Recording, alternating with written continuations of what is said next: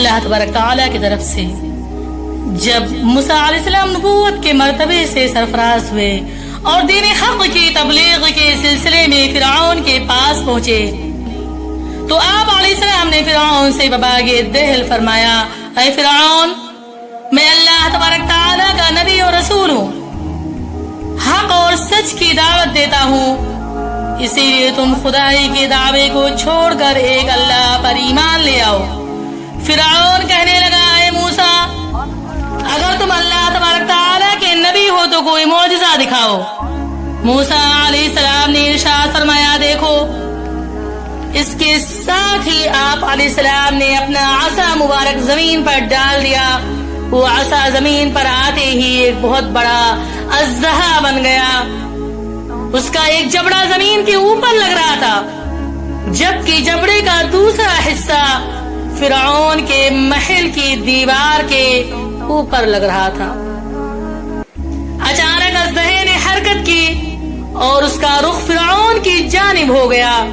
फिरौन ने ये मंजर देखा तो दहशत ज़दा होकर अपने तख्त से कूदकर भाग उठा। अज़्ज़हे का रुख फिरौन की जानिब था। फिरौन लगातार भाग रहा था, भागता हुआ लोगों में घुस गया।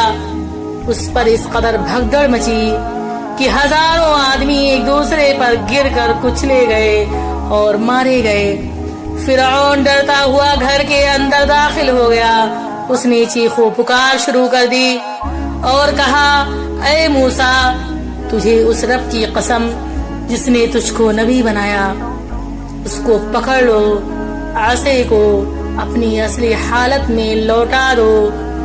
चुनांचे हज़रत मूसा अलैहिस्सलाम ने उसको उठाया तो अज़्ज़हा पहले की तरह आसा मुबारक बन गया। उस पर फिरौन ने सुकून का सांस लिया।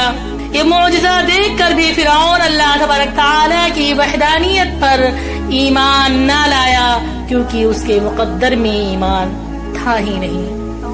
फिर वो अपनी मुशरिकाना हरकतों में लग गया। लेकिन मूसा अलैहिस्सलाम ने भी हिम्मत नहीं हारी। वो बार बार फिरौन के शाही दरबार में अल्लाह तबारक तआला के दीन को पहुंचाते रहे, अल्लाह रब्बुल इज्जत की तरफ बुलाते रहे।